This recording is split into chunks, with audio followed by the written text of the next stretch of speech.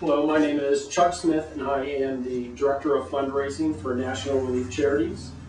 I've worked for the nonprofit for about 5 years, and during that time I've had to do a lot of research on Native American history, and I've learned a whole bunch of stuff, a lot of stuff I never knew. For instance, I never knew that American Indian reservations were used by Adolf Hitler when he designed concentration camps. I also didn't know that ever since Columbus arrived in North America, over 10 million Native Americans have died as a result of the colonization of the U.S. So when faced with things like that, it was sort of an eye-opener, and through that time, I've worked towards learning more things. NRC's mission is to help build self-sustaining American Indian communities, and we feel one of the key factors in being able to do that is to educate the public. So I'm here to share with you some of the things I've learned about Native American history.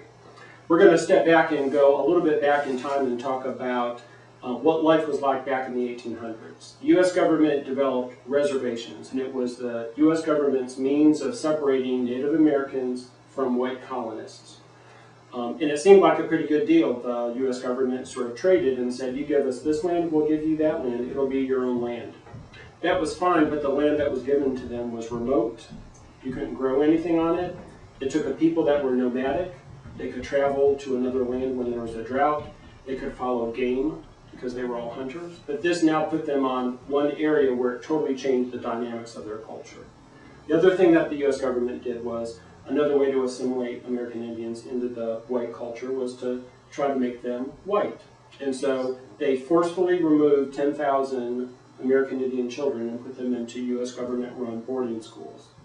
They weren't allowed to wear their native clothing, they couldn't speak their language, they cut their hair, and they disciplined them, and many of them were abused. And from that, they raised the children on boarding schools and then sent them back to the reservation. They couldn't speak their language, they couldn't speak to their relatives, they had new names. And what it did was it caused a whole generation of American Indians to not learn parenting skills, which when you take a whole generation of people who then have children but don't know how to raise them, it brings all sorts of problems with it. The other thing that the American government did was it made treaties with Native Americans. You give us this, we'll give you that. Out of all the treaties, most of them were broke by the U.S. government. For instance, when they found gold on reservation land, they took the land back. So you can imagine what that would do with the relationship between Native Americans and the white U.S. government when they were used to being have broken treaties and broken promises. And that sort of paranoia with whites still exists today. So now that we've talked about history, let's talk about how that manifested itself into the challenges faced by Native Americans today. Access to jobs is very limited on reservations. Most are very remote. In fact, most exist in the Northern Plains area and in the Southwest. And that's exactly where National Relief Charities service areas are located. Unemployment ranges from 35 to 85%, depending on the reservation. From 30 to 45% of American children live in poverty. Nearly 23% of American Indian households experience food insecurity in the U.S., which means they don't necessarily know where their next meal is coming from. Suicide rates for American Indian children between the ages of 15 and 24 are 3 times the national average. Suicide is the second leading cause of death for Native Americans, teenagers. And Indians have the highest rate of diabetes, tuberculosis, and cancer than any other race in the U.S. One of the results of the food commodities that the U.S. government does supply to reservations is they're highly processed, refined sugar, lots of fats. And from that, Native Americans' bodies couldn't process those types of foods because they weren't used to eating those types of things. So now they've got the highest rates, almost 3 times the national average for diabetes. So knowing what we know now, what does an organization like NRC do?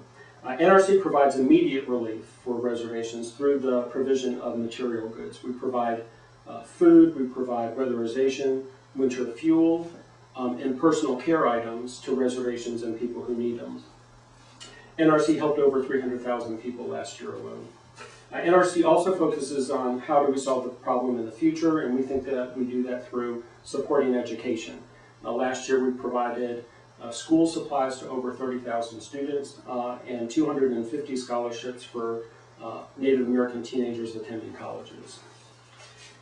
By supporting organizations like NRC, people can help us support our work in the public education that we're trying to do. Now that you know sort of facts like this that you might not have known before, most people are like, well, now that I know that, what can I do to help? One of the things that people can do is learn more about Native Americans by doing research on your own. With the internet, there's plenty of places to learn about what is causing the Native American challenges today. Through that, you can actually become a subject matter expert, because there's a very little part of the population that actually understands the facts that actually happen. We weren't taught these things in school.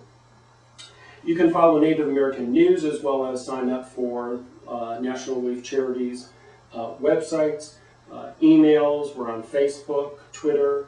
We've got an NRC blog, and there are great ways to be given information that you might not have easy access to. With that information, you can share those things with friends and family, and actually help support our cause just by sharing what you know. There's also ways to support an organization like NRC through financial contributions. And from that, you're able to join sort of a philanthropic community that most people are looking to give back.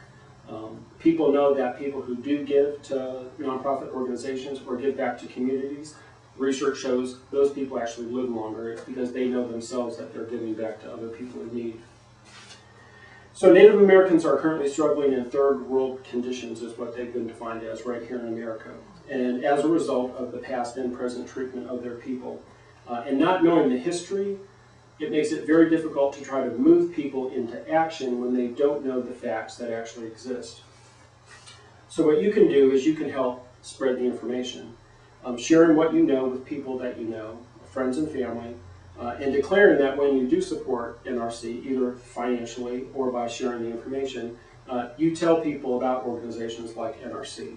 You can do that by simply visiting NRC's website at remembernativeamericans.org, and it's simply signing a pledge that now that you know what you know, you're going to remember what you know by supporting Native American communities.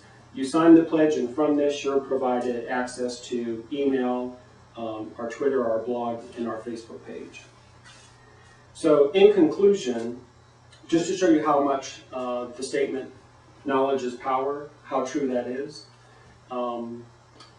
if each one of us had, let's say, 100 friends on Facebook, and we shared what we know with those 100 friends and asked them to share those things with their 100 friends, we would, within a day or two, be able to share that information with over 10,000 people.